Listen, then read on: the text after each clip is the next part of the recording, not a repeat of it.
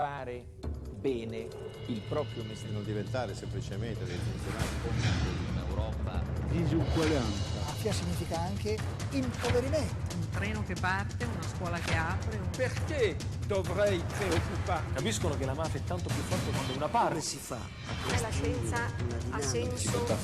I contratti in sé non sono né buoni né cattivi.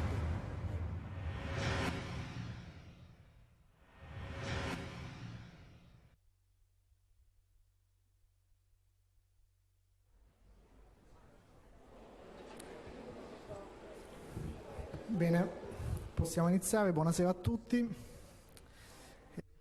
Good evening, everybody.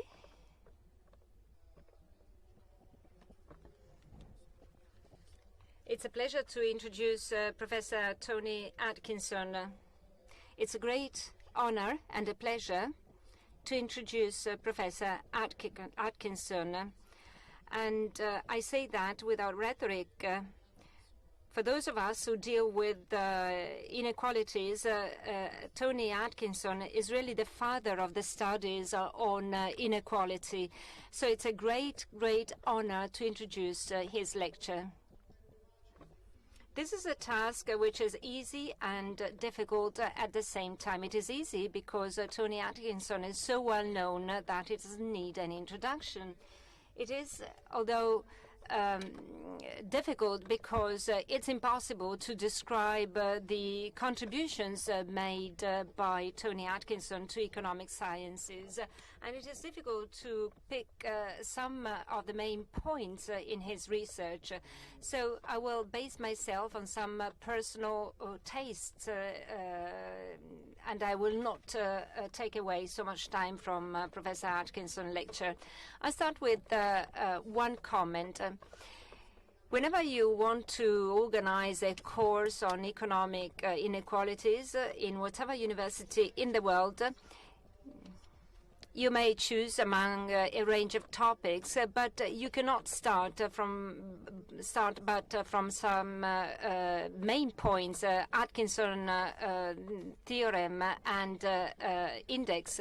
So in terms of all the inequalities, I think that the name and the reputation of Atkinson is very well defined.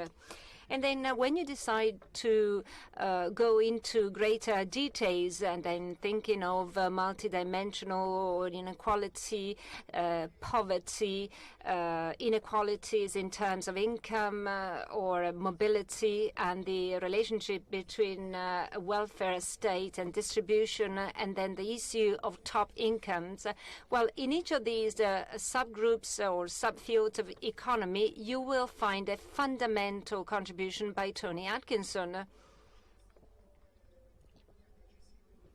So his contribution has been really critical and key in these past 30 years of research and study.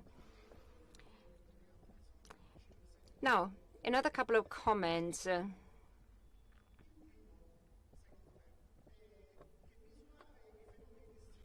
To measure distributional effects and in general to measure economic dimensions is a normative operation. At the heart of his most famous paper of 1970, there is the idea that there is a relationship between the system of value judgments and the system of inequality. Any distributional or economic system at the basis has a set of values and judgment values. And so the most important thing is to explain these issues.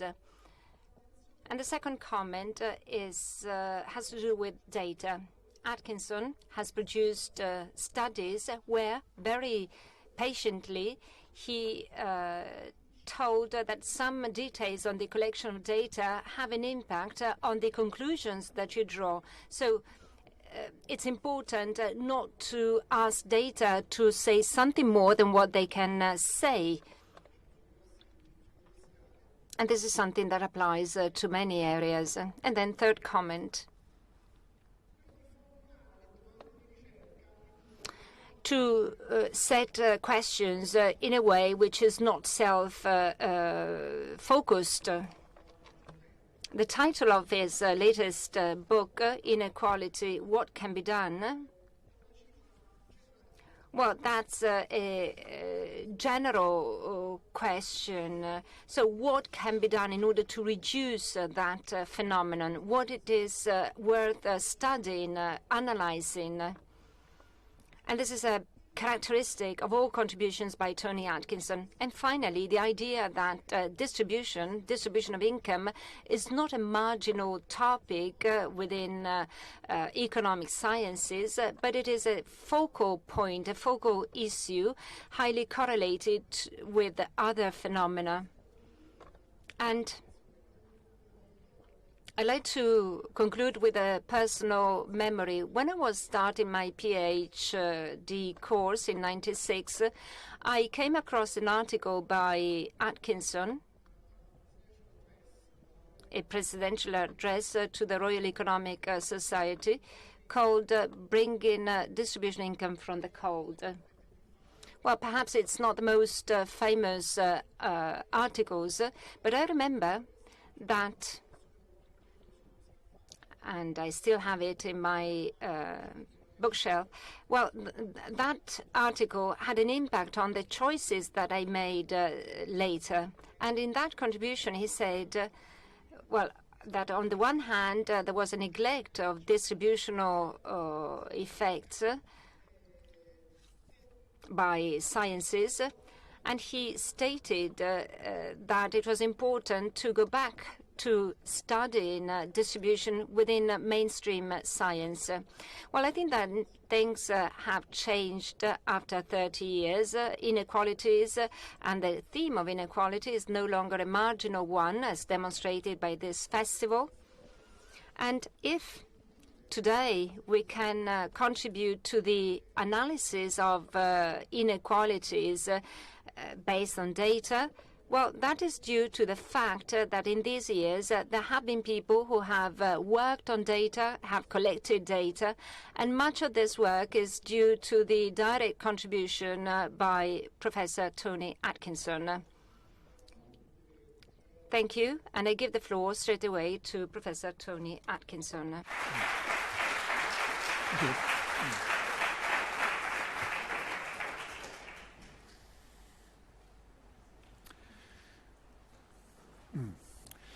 Thank you very much, Vito, for that very generous introduction.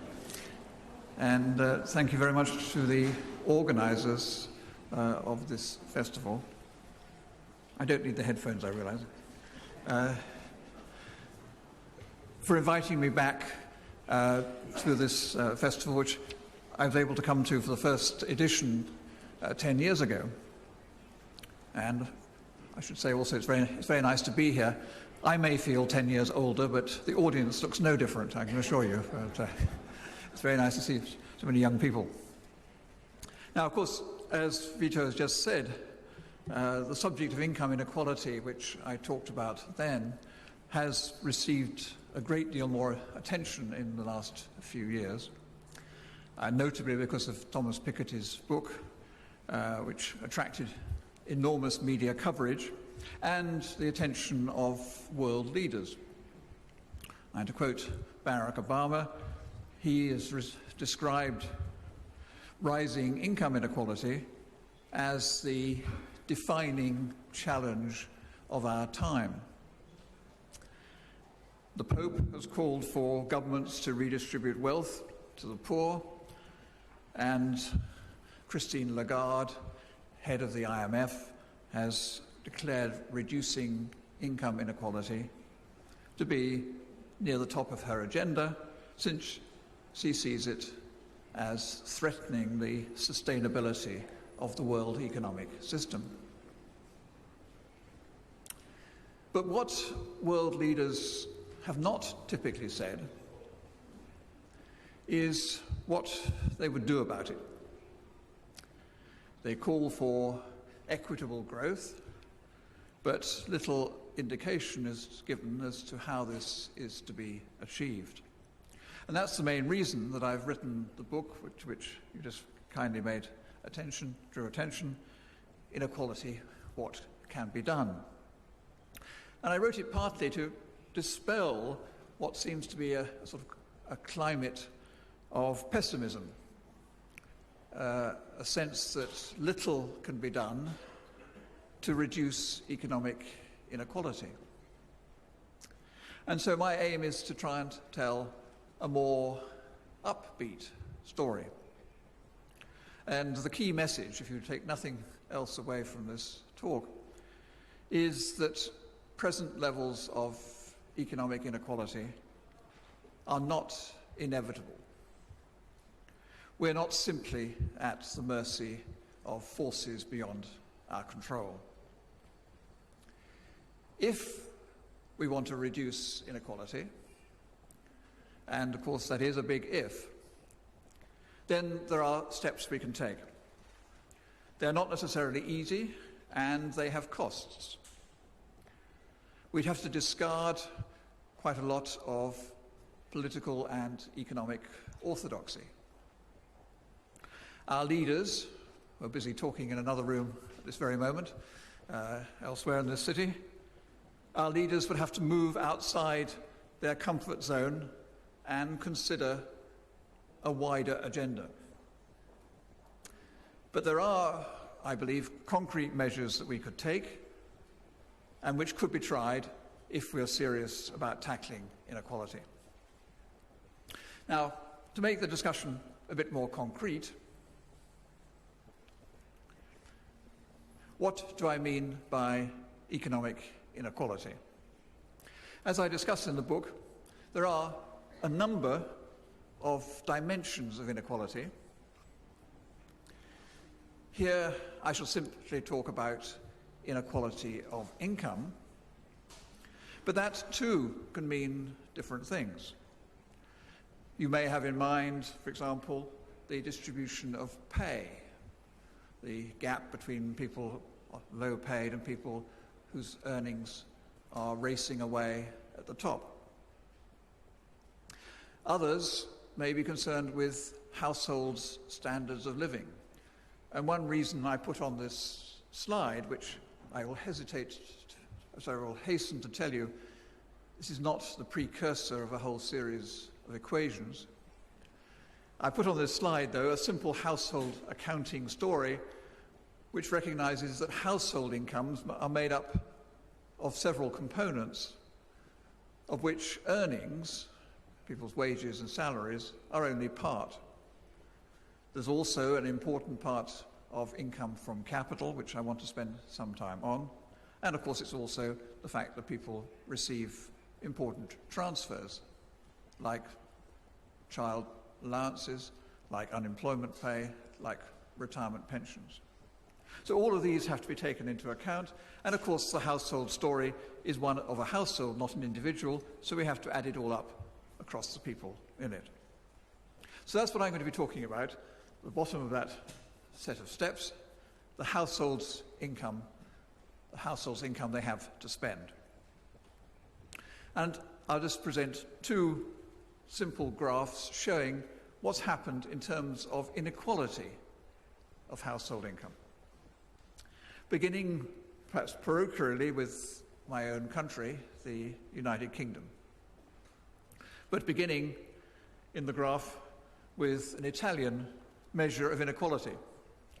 The Gini coefficient, due to well-known Italian statistician, is a way of summarizing, in a statistical measure, the extent of income differences amongst the whole population, with a score that goes from 0, if everyone in society has the same income, to 100%, if one person scoops the whole lot.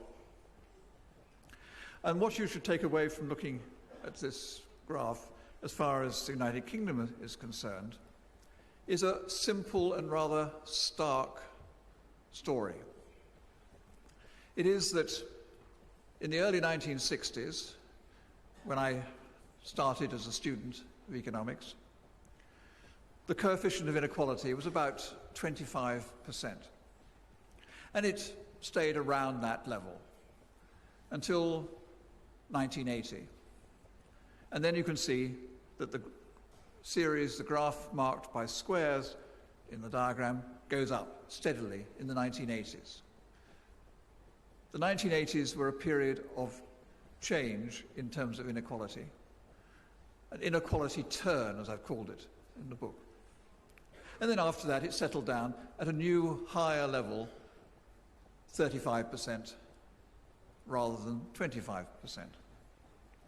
And the key thing we learn from this is that inequality of income of households in the United Kingdom has taken a step up.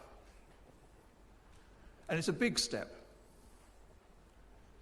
The rise shown here is a really significant step upwards. And to give you just an impression of what that means, if we were to use the income tax just to bring it down back to where it was when I started out as an economist in the 1960s, to bring it back down to that, you'd have to raise the income tax rate paid by everyone by 20 percentage points. So from 20 to 40, or from 40 to 60, or from 10 to 30. And you can imagine a Minister of Finance is not going to go into the Camera or the House of Commons and announce a 20% increase in income tax without being extremely courageous. So that just shows that this is what has happened. We've had a big increase. And this big increase has taken the United Kingdom, as is shown in the second, the last but one of the graphs I show, has taken the United Kingdom in the international league table, a league table where you don't want to be at the top. If you're concerned about inequality, you want to be at the bottom. It's taken us from one side of the Atlantic in the United Kingdom up to the level on the other side of the Atlantic in the United States. The United Kingdom looks now like the United States in terms of income inequality. Now that may seem to you, perhaps, who come from Italy, not so worrying, but there's a second arrow on that chart which shows the position of Italy, and Italy is a little better, but not much. And if I'd shown you a chart for poverty rather than inequality, the Italian position would have been worse than that in the United Kingdom. So it's not a problem confined to Anglo-Saxon countries. However, why should we be concerned? The first question that virtually every journalist who's interviewed me recently has asked is, why should we be concerned about inequality? And in response to that, I've given an answer which is that there are two main reasons. First reasons are intrinsic reasons, and the other are instrumental reasons. That is, intrinsic reasons are why we should be concerned with inequality as such, and instrumental reasons are why inequality has bad consequences for our societies. Now, the intrinsic reasons were discussed in a recent video by Robert Solow and Paul Krugman, who's coming here, I think, tomorrow or the day after. They made a video about my book and its implications for the United States. And Robert Solow made his initial statement by saying that he believed that excessive inequality is morally wrong. Quite straightforward statement, intrinsic reason. He went on to say that he was more concerned about excessive inequality at the bottom than he was about inequality at the top. And that's a view which I share. And indeed, one reason why I wrote the book is a concern following the Piketty best-selling book that perhaps attention had come to be too much focused on the top to the exclusion of the problem of poverty and low incomes. And I should say personally that in fact, probably the main reason that I changed from being a student of mathematics to a student of economics was the discovery in the 1960s that rich countries, which Europe had become, still had a problem of poverty. But I think poverty and inequality are closely interrelated. One can't, I think, focus just on poverty and ignore the extent of inequality, including what happens at the top. And poverty is more shocking in a society which some people are queuing to buy tickets to go on space travel, and other people are queuing at food banks to get their dinner. The extent of differences in our society is a measure, as it were, of what resources we have to tackle the problem of poverty. And most economists adopt, either explicitly or implicitly, some kind of utilitarian approach to making judgments of this kind. And on that basis, a euro in the hands of a person who's well off is valued less than a euro in the hands of someone below the poverty line. And the richer the person becomes, the greater the difference. So I think the reason that Solow linked poverty and inequality was that the more unequal the society is, the more scope there is for resolving the problems of poverty. And of course, attention on the bottom has been very much the focus of more recent philosophical approaches to making judgments of this kind, such as, for example, the well-known theory of justice associated with John Rawls, the American philosopher. And that has stimulated clearly a debate amongst other philosophers and economists, such as Amartya Sen, who's put forward, for example, the capability approach to judging justice, which considers the implications of income inequality for what people can achieve in their lives, the extent of their opportunities open to them. And with that, with the capability approach, we're beginning to consider an instrumental reason. That is, a reason why inequality is not necessarily wrong as such, but its consequences. And economists have increasingly in recent years, for example, said that inequality is responsible for worsening economic performance.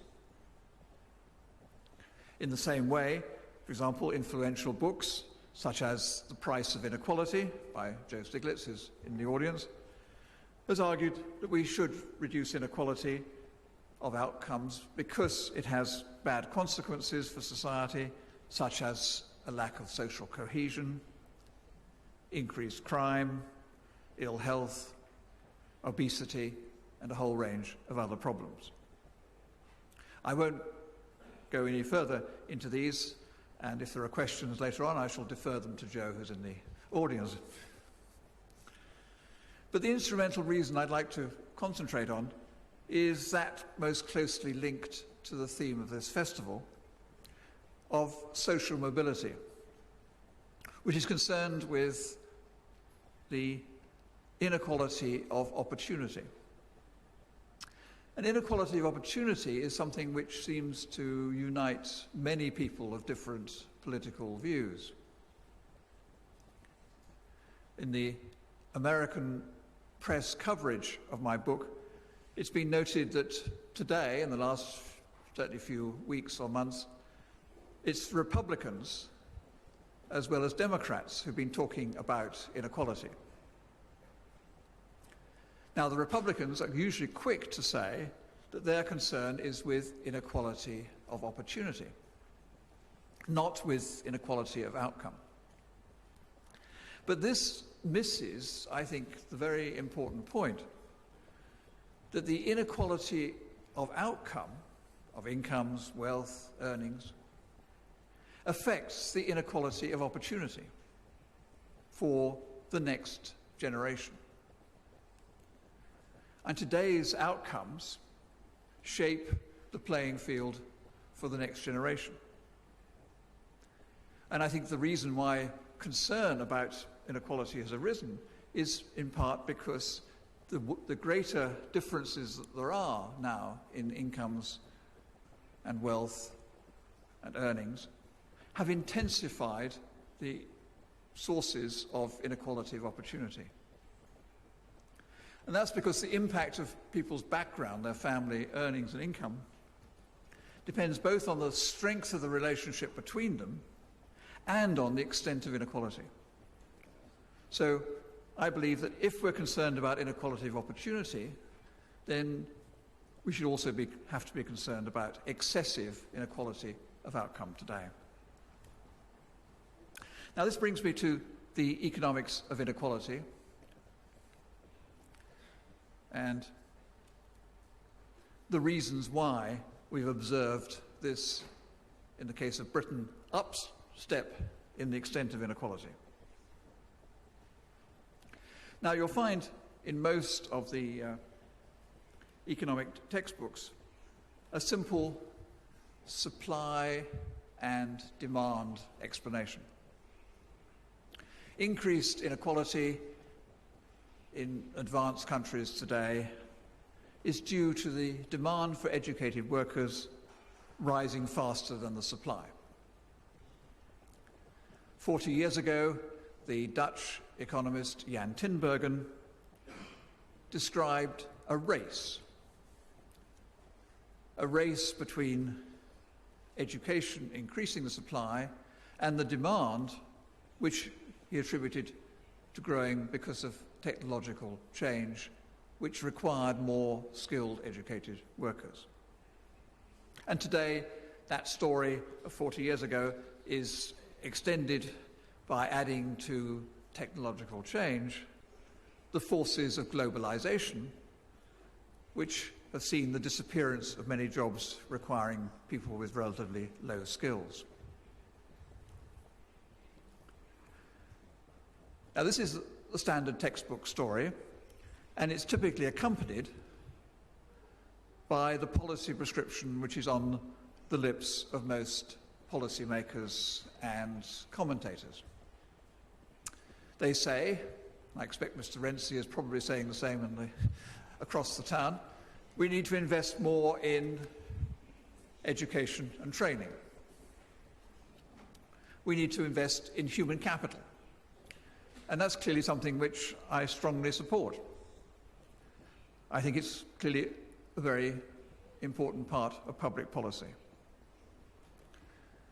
But it's not the only part, and what I want to do really in the rest of this talk is to spell out some of the other things we need to be doing, because I think investment in education and training is only part of the story. Now, the first way in which it's only part of the story is that these forces of technological change or globalization are not exogenous. They're not something that's arrived from out there. They're very much things which are influenced by human activity. Most technological advance, like the smartphone, for example, reflects decisions that have been taken by businessmen, by investors, by research managers, by governments, and by consumers. And these decisions are affected by economic considerations. And the degree of bias in technological change, the extent to which it benefits people with education and skills, and the extent to which it benefits, should we put it in a different way, benefits capital at the expense of labour, a dimension which has been less discussed. This depends on the decisions made about technology. And that raises then the key question as to who makes these decisions and whether they reflect the interests of all stakeholders. And it's the contention that I make in the book that if we leave the decisions purely to companies and to their shareholders, then we shall end up in a world in which technology does not serve the wider interests of society.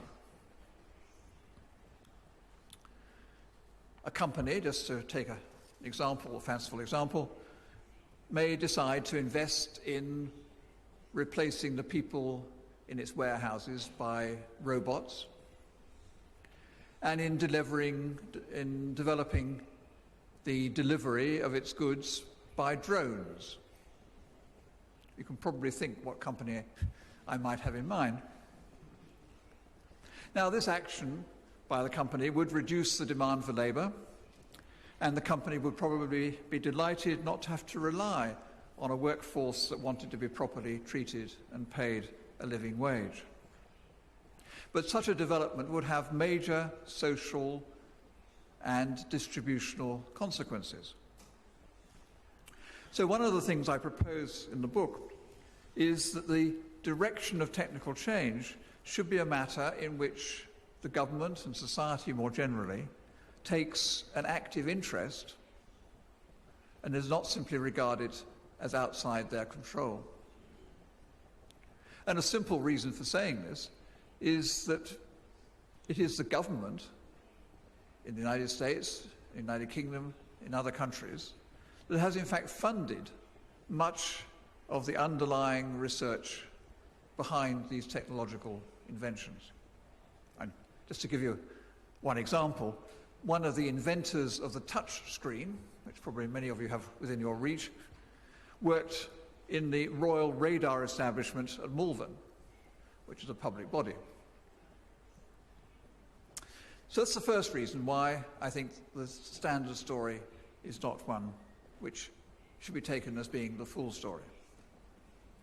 The second reason is that there are other important elements that go to make up household incomes. And I've come back just to this household income account as I showed before, and picked out three things which in fact will structure the proposals that I make in the book. There are in fact 15 proposals in the book, so if you're looking at your watch and wondering how long it's going to be, I'll tell you I'm not going to talk about all 15 of them. For that you have to buy the book, I'm afraid, which is coming out in Italian in November. But so I won't do that. I will take the three groups I've indicated here of measures to look at these and see what they have to say. So I should begin first of all with the welfare state and taxation. Now, one of the reasons why the period I've described of increased inequality in the United Kingdom, but also in other countries, was preceded in the decades after the Second World War by a reduction in inequality. That is, we shouldn't lose sight of the fact that from the period after the Second World War till around 1980, many countries in Western Europe saw reductions in income inequality, quite significant. 10 percentage points reductions in inequality. In Italy, in France, in Germany, Finland, a number of the Nordic countries, all saw reductions in inequality. And one of the reasons they were able to do this was because that was the time of the development, expansion of the welfare state. Now, since 1980, we've seen the reverse process. We've seen an unwinding of the redistributive policies in many OECD countries. And this is something the OECD itself has highlighted.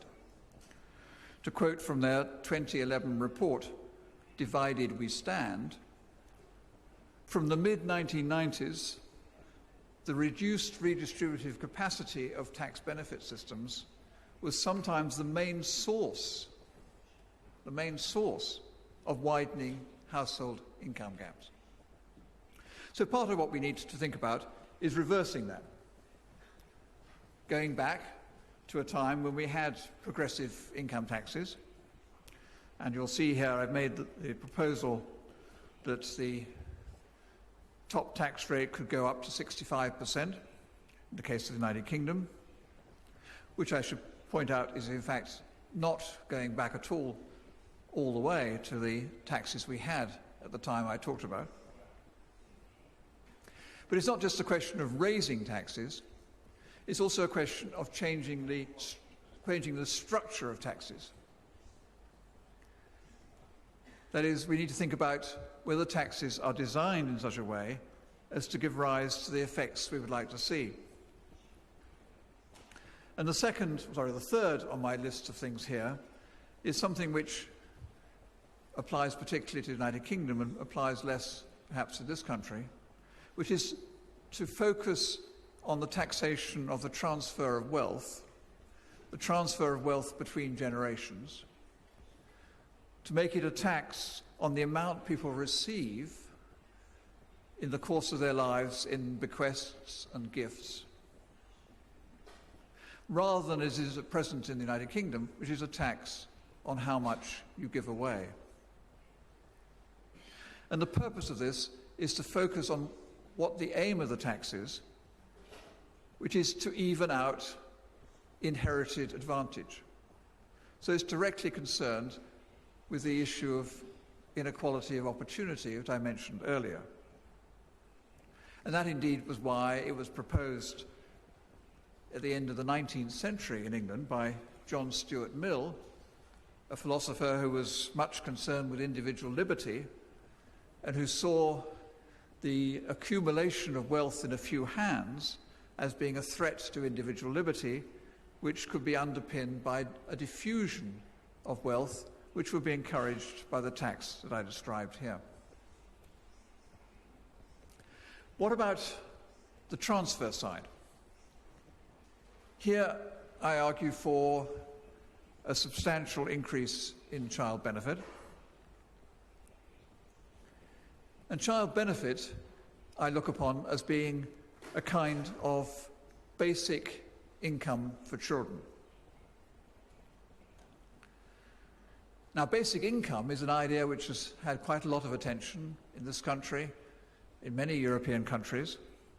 It's usually referred to as a citizen's income, although I think for a number of reasons we couldn't actually have a citizen's income. I think we have to have something which I call instead a participation income,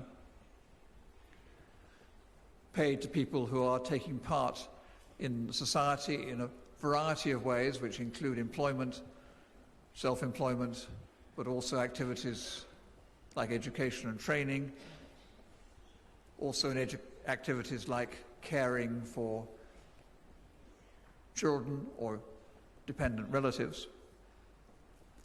But to have as a core of the social transfer system a basic income which everyone receives in just the same way as everyone is entitled to a personal tax allowance. And put that way, it appears perhaps less radical and less shocking. A personal tax allowance goes to everyone. The difference is that how much the allowance is worth to you depends on your income. That is, it exempts a certain fraction of your income.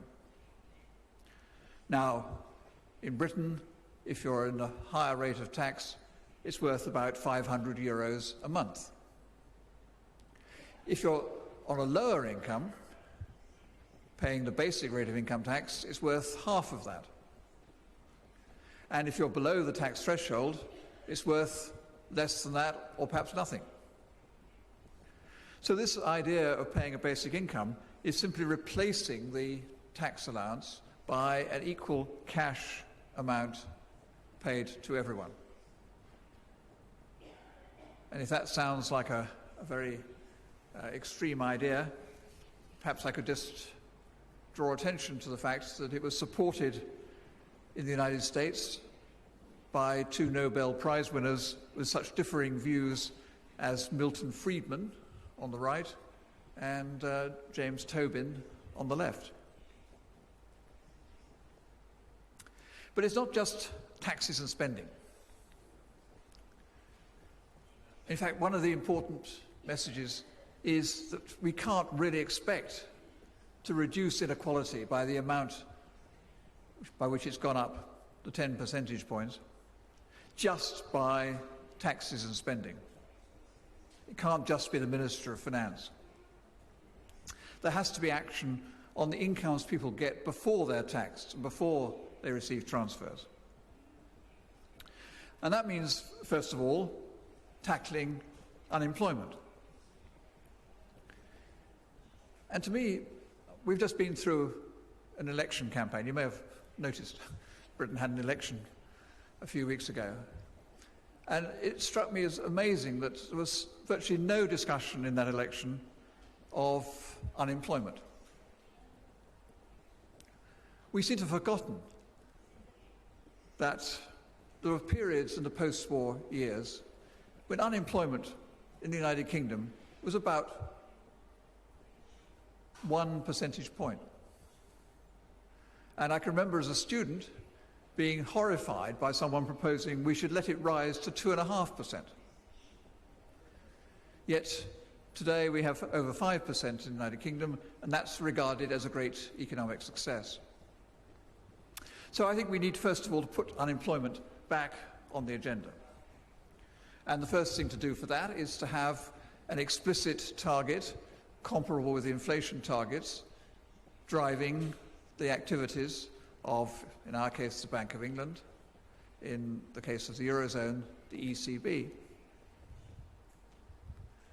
We need to have comparable weight being given to unemployment reduction as an objective as we do for inflation reduction. But how will we do it? And here I think we have to have a very substantial rethinking. And the measures taken in the last 20 or so years have failed to bring unemployment back to the levels I described. We've had decades of labour market reform advocated by the OECD and others. In the United Kingdom, we've seen the power of trade unions very severely curtailed. We've seen the level and coverage of unemployment benefits severely reduced. But this hasn't brought unemployment down below 5%. And it seems to me that what we need to do is to focus, and I discuss this much more in the book, on the demand side of the labour market and less on the supply side. And that's why, for example, I discuss, amongst other things, the proposal that the government should act as an employer of last resort. After all, the government acts as a lender of last resort, and if banks are too important to fail, why should our citizens not be equally important? But of course, jobs are only part of the story. As is illustrated by the fact that in the European Union as a whole, of the people who are unemployed, who found a job by a year later, only half of these people had in fact earned enough in that job that they'd found to be above the poverty line. Half of them were still in poverty, in work poverty, despite having a job. And that's why raising pay is also an important part of the proposals. But so far I've talked about wages and earnings. We have to move now to look also at capital. And here I will distinguish between capital and wealth.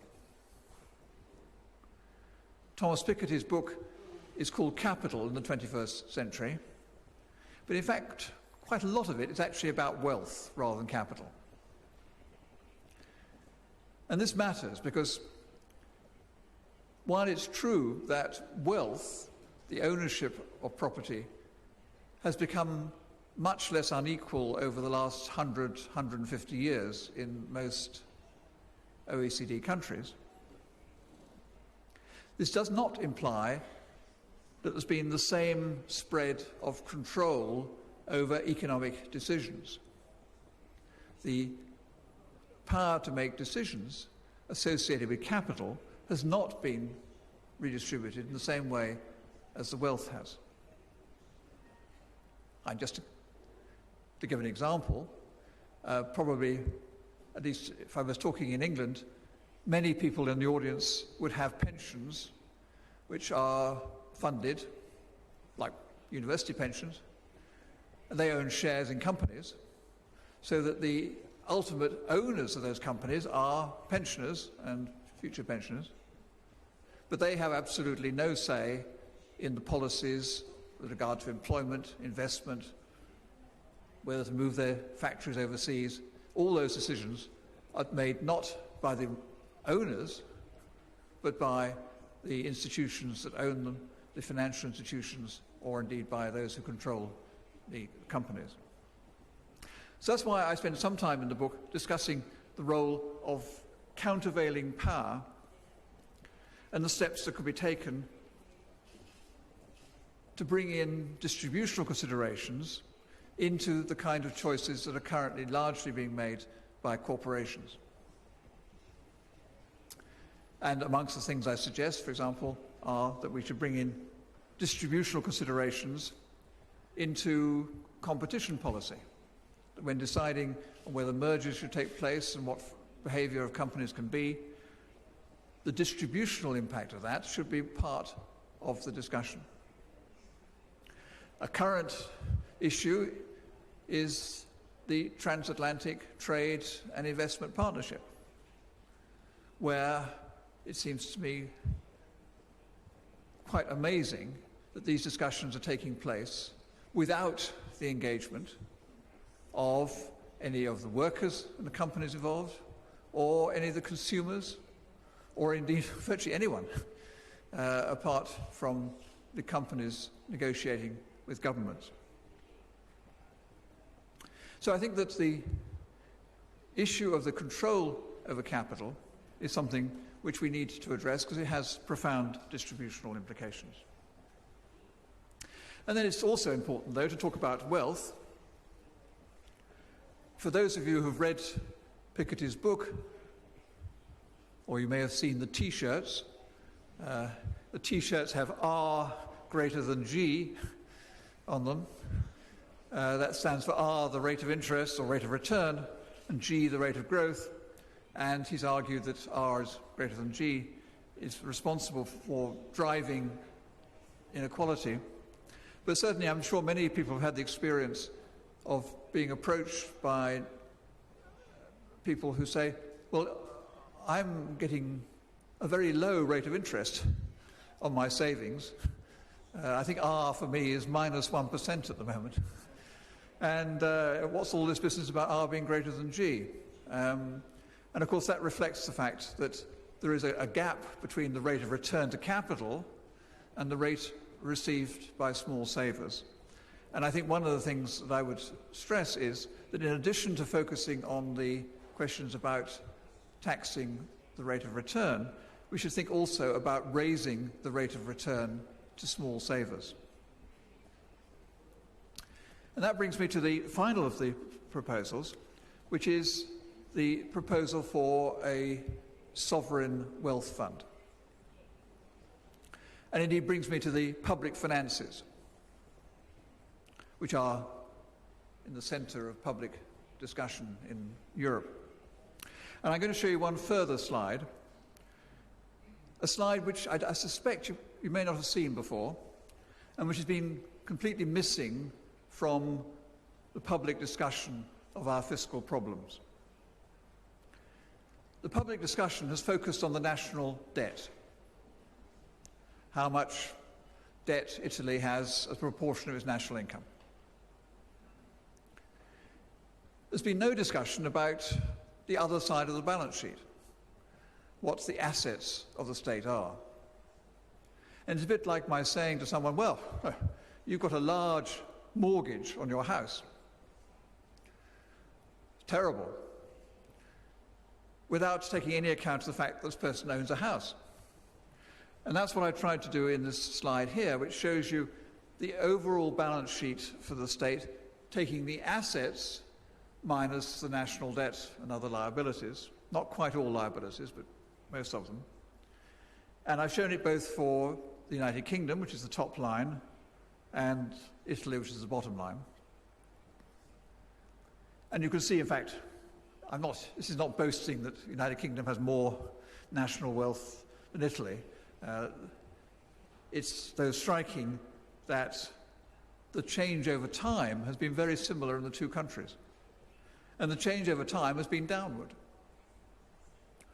Since 1980, the state's net worth, that is its assets minus its liabilities, have gone down.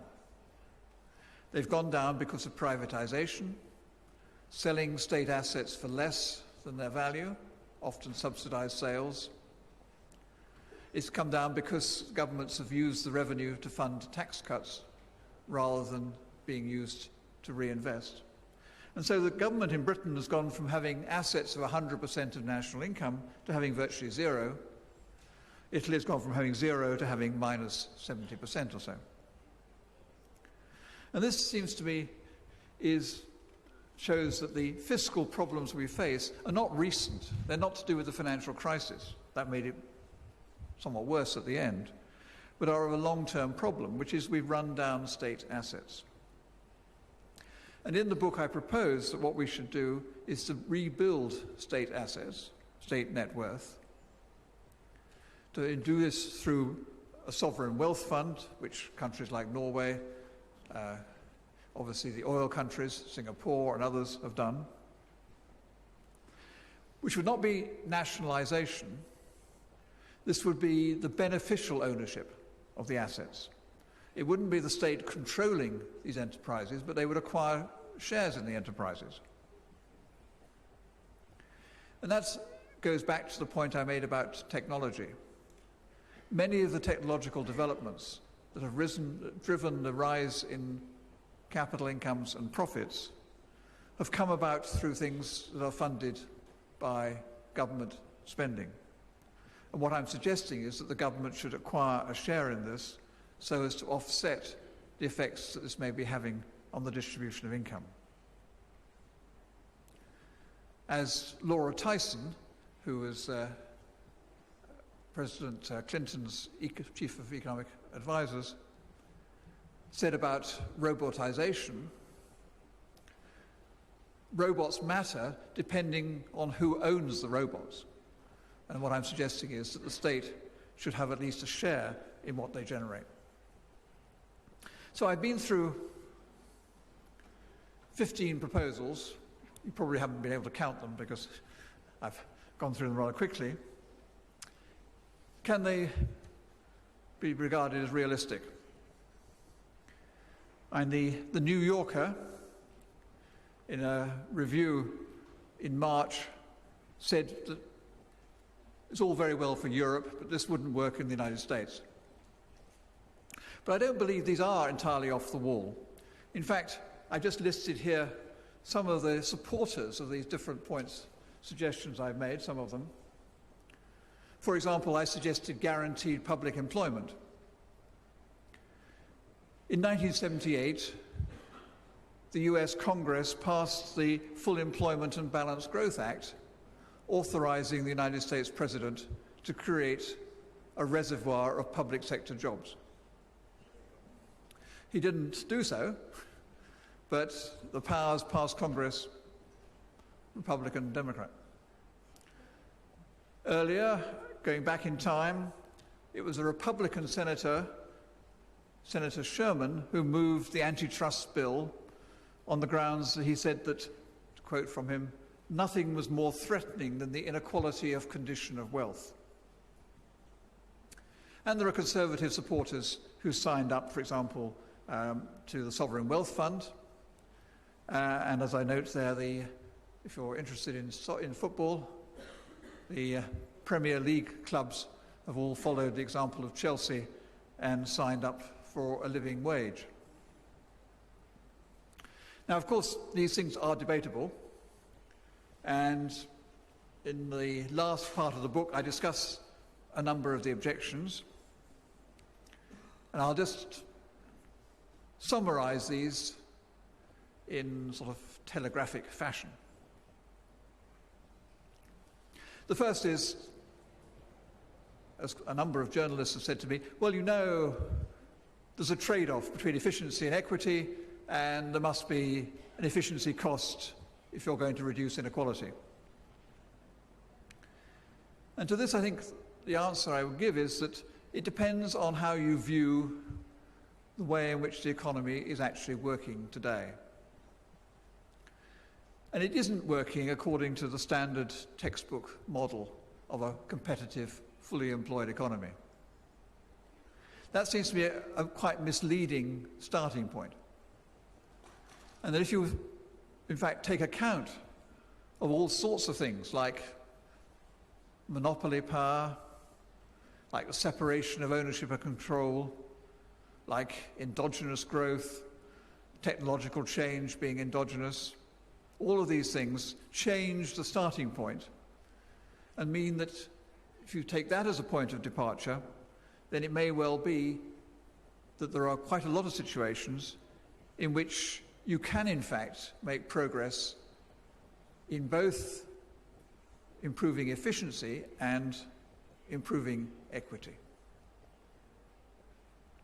The second objection is that, oh, it's all very well, but we can't do the things we could do 20 or 30 years ago or more. The world is now globalized. Single countries can't act. The European Union can't act because of world forces.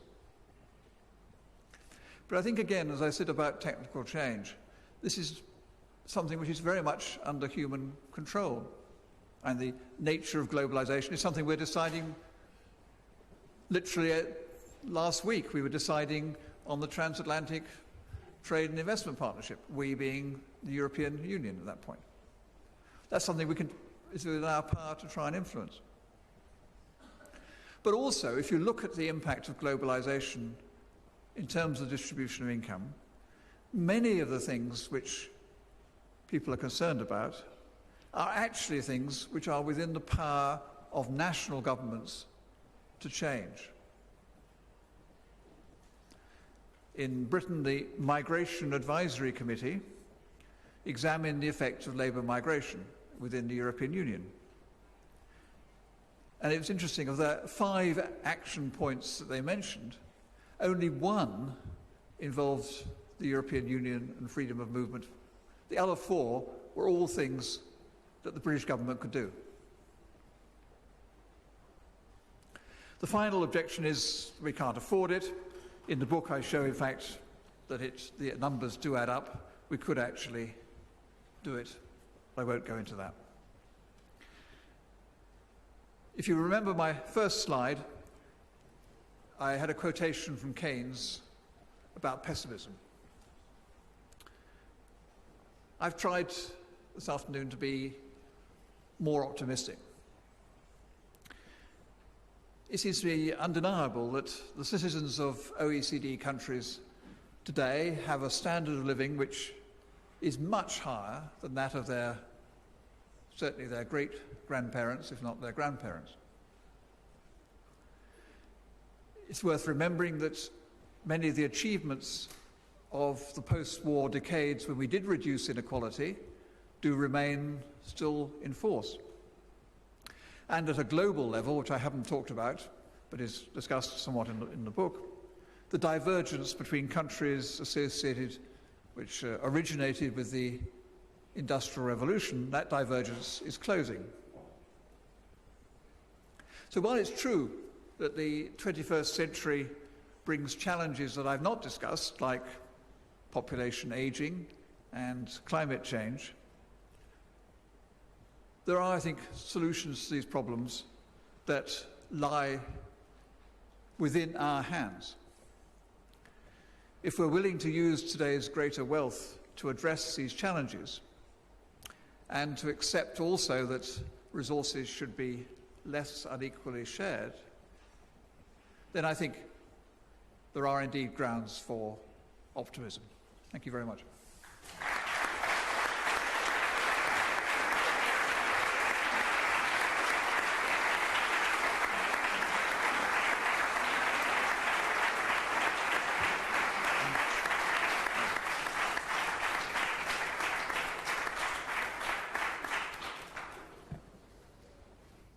Thank Thank you very much, Tony. And ora abbiamo tempo per alcune domande.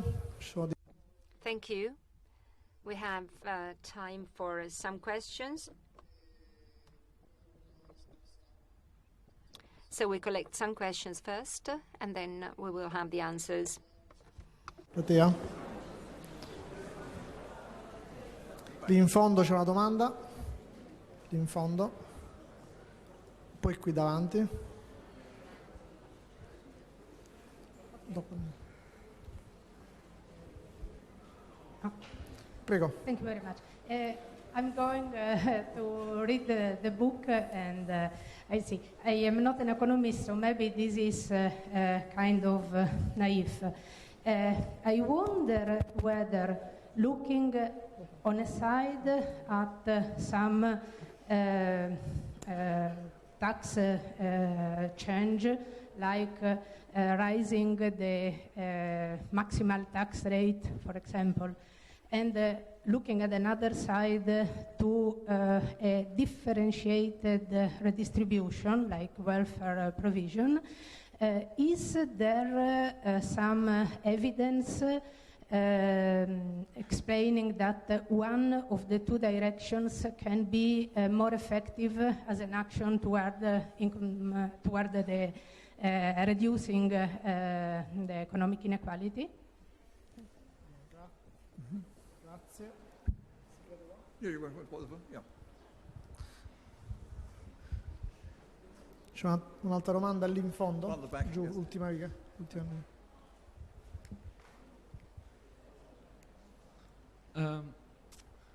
Professor Atkinson, thank you very much for your lecture. I'm from the Netherlands, and I had a question with regard to your proposal for directing technology towards increasing employability. I was wondering, how would you make such a thing feasible? Because technology seems to be something that can be used in any way people want it to be. So how would you make a restriction on the kind of technologies that can be invented? Prego. Ultima. Hi, Professor. I wanted to ask you, concerning also technological advancement, which has been evolving at an ever increasing pace, should we see it as a good thing for the future, meaning that maybe we can achieve a reduction in hours of work, and we can have a development of new human and skill-intensive professions, so an increase in job satisfaction? Or, on the other hand, we should be very much concerned about the escalating competition between machines and humans, and the access to tertiary education could be even more important, and consequently the distributional consequences of all of this. In which side we will go? Thank you. Yeah, let's try to answer those. Could I ask one more question? Right. Just right here. Oh, right.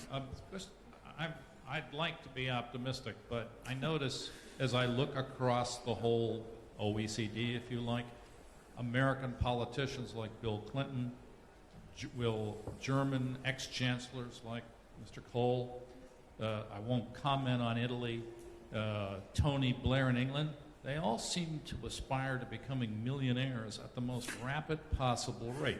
And it does strike me that there's a bit of a disjunction somewhere in the discussion. It's like we have here a plan for a perfect car without an engine that will drive it finally. That is to say, what's your take on the politics of the OECD?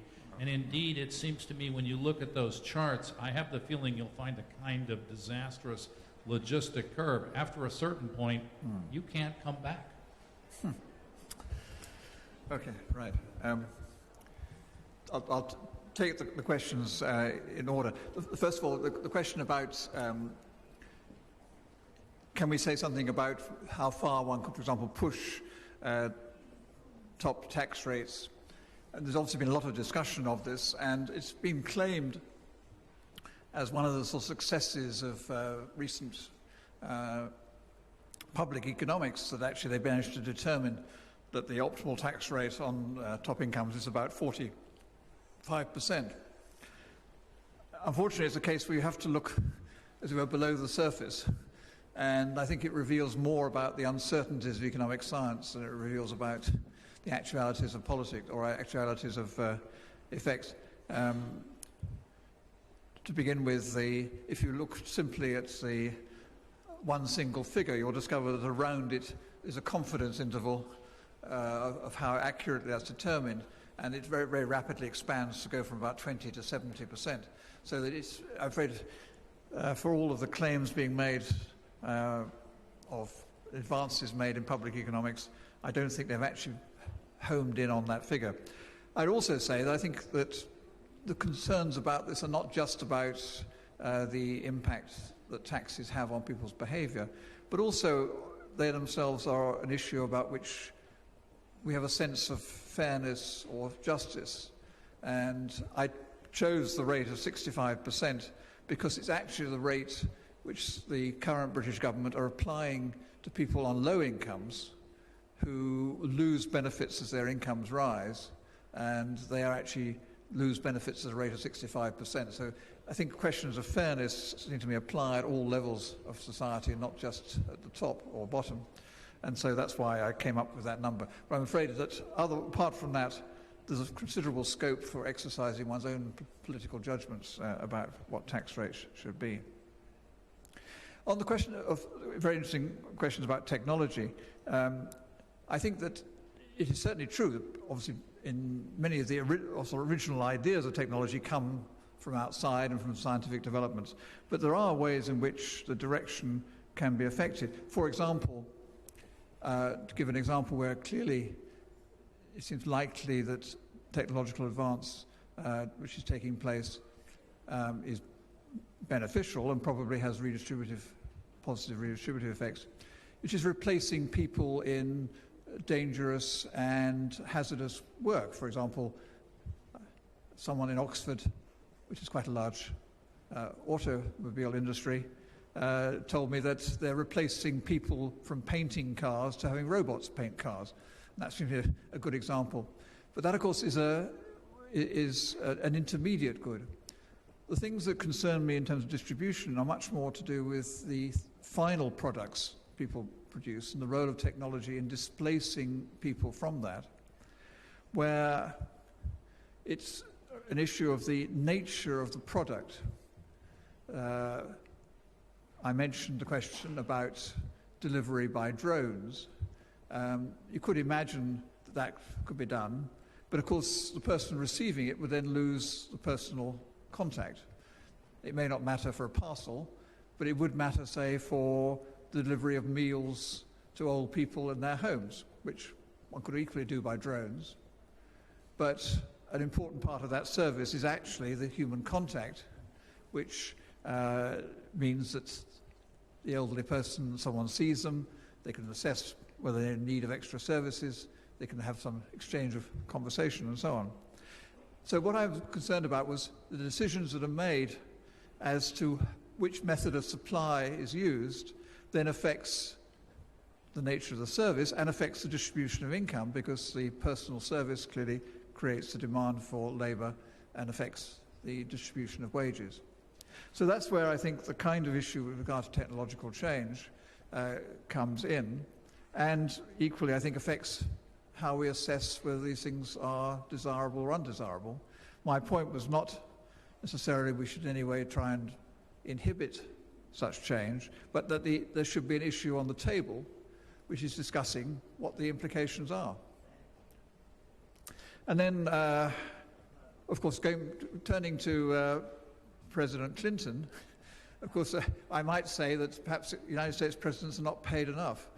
I believe they're only paid about $120,000 or something, which so maybe he's driven to this by the low United States official salaries at the moment. But no, I think that clearly the whole role of money in politics is a part of a two-way relationship, which political scientists in the audience are probably better equipped to discuss than I am. But there is clearly an interaction between the role of money in funding politics. The United States seems perhaps to be an extreme case of that. And the role of money in funding the media, where perhaps the UK is almost an extreme example of that, which then intensify the inequality, which of course then in itself feeds into continuing growth. So indeed, I think that's probably, in terms of the instrumental reasons for being concerned about inequality, I think the political connection is one of the single most important. Second round of questions. Ci sono altre domande? Prego.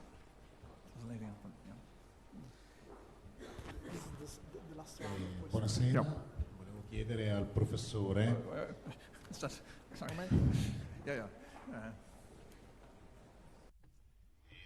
Good evening. Hello. Yes, I'm here. Good evening. I got a question about unemployment. You said that unemployment is not decreasing. But when we talk about unemployment in the OECD countries, more than 70% of the population is employed in the service industry, in the service sector. But we tend to consider working time, that is to say 40 hours a week, as the standard. Why can't we think of reducing unemployment by acting on the working week? We still have 40 working hours a week or 50 weeks a year, 40 years of work. I believe that, and I would like to hear your opinion on this, I think we should rethink work altogether, because many of the jobs that exist today in the so-called service society are easily replaced by robots and drones. And why shouldn't we use drones and robots and go on working 40 hours a week? And if I may, I'd like to ask you, Professor, I'd like to ask you the following. Considering the minimum wage that you mentioned, wouldn't it be better to set also a ceiling to the maximum wages and salaries that workers and managers can earn? And I mean, I'm talking about workers, again, that fulfill the humblest tasks in a company, and the company's managers. They get a lot of money for their job. So we have a couple of questions more, and then I believe this is it.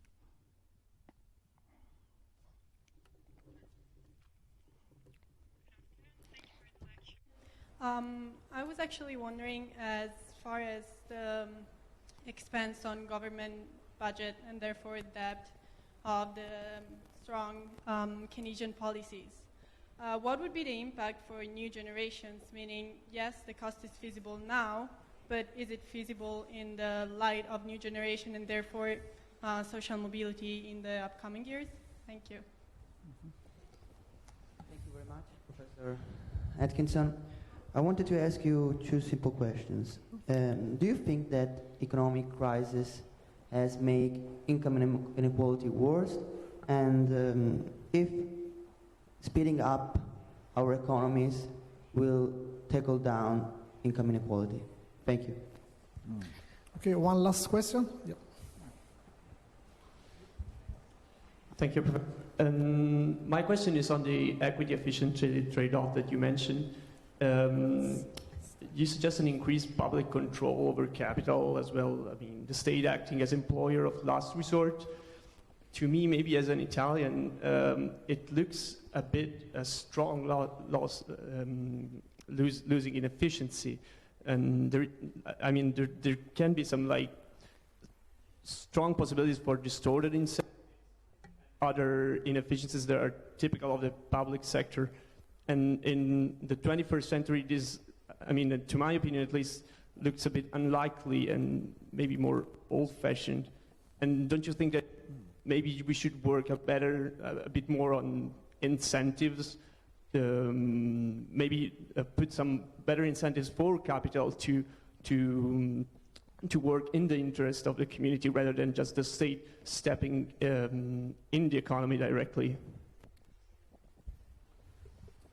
Right. Well, that's a very interesting set of questions which range quite widely. So I'll be rather brief. First of all, on unemployment, I mean, what you said, of course, is very reminiscent of Keynes' essays for our grandchildren about how he saw us by now, I think, working very short hours and so on. But I think it touches on another point, which is that I discussed to some extent in the book, which is the fact that the changing nature of work and the more fluid nature of employment. Because many of the things that, for example, at both ends of the age spectrum, people are engaged in activities which are very like work but are not paid. For example, internships at the young age, and many people over retirement ages are engaged in various forms of unpaid activity as well. So I think that one has to look at it not just in terms of jobs 9 till 5 throughout a working career, but also people having much more in the way of portfolios of activities, where I think leisure would be part of it, but there would be also other things, including, for example, quite a lot of adult education and other things, which would be other activities. So I would take a broader look at it and not pick out, as most politicians do, to say, well, it's jobs. Because I think a job is probably something which will be not so easily recognised in the future. After all, jobs are a fairly recent invention. I mean, we only had jobs for about 150 years or something. I mean, most medieval societies wouldn't recognise the nature of a job as such. But I think it's a very interesting question. Maximum wage, yes, I mean, I do discuss that. I think that there are quite a number of organisations that do have such things. I mean, obviously, one thinks about the co-op movement in Spain, for example. Quite a number of firms in the UK have also adopted this. Whether I didn't come out in favour of legislating that, but I did suggest that this is an area where there's social pressure, and this is an example where consumers, for instance. I think if you ask your bank what is the range of salaries and decide you move your account if you don't like the answer, because there are banks that are paying the living wage and there are ones that are not. So there are things that one can do.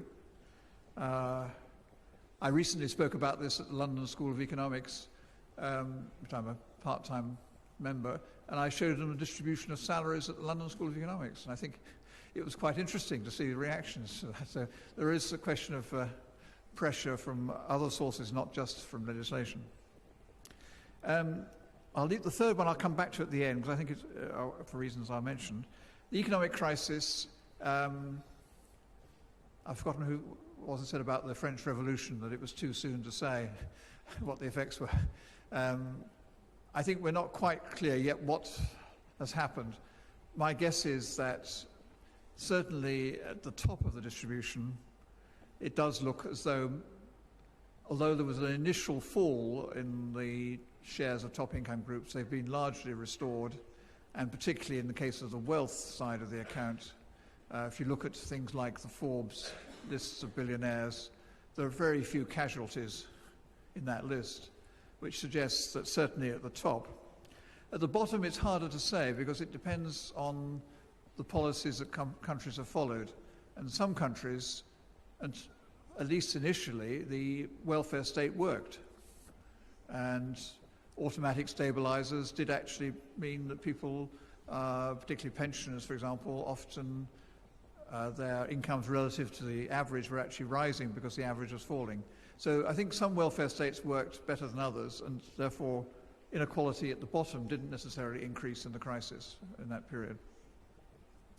The question about public jobs, your point is a good one, clearly, and I've spent some time looking at experience.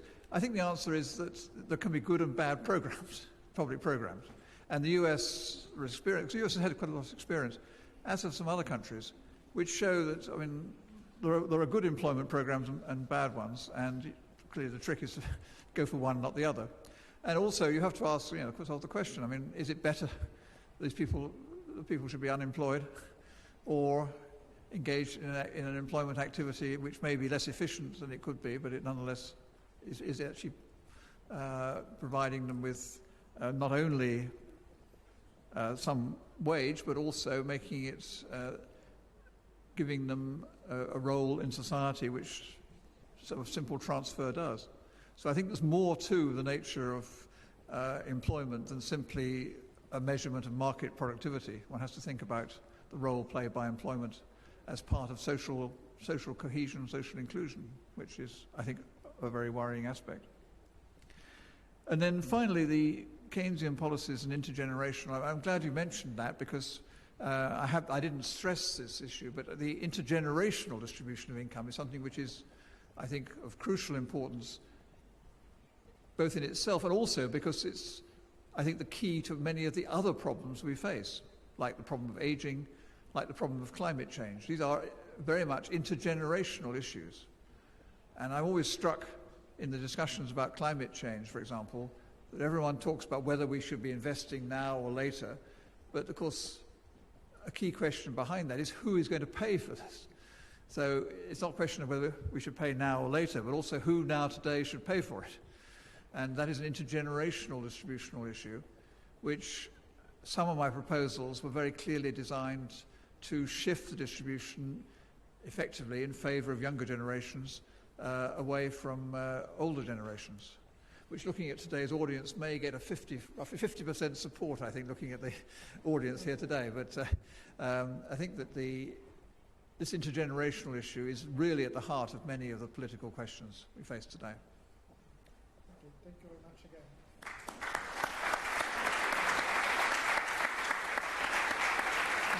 Thank you, Jerry. Thank you. Thank you.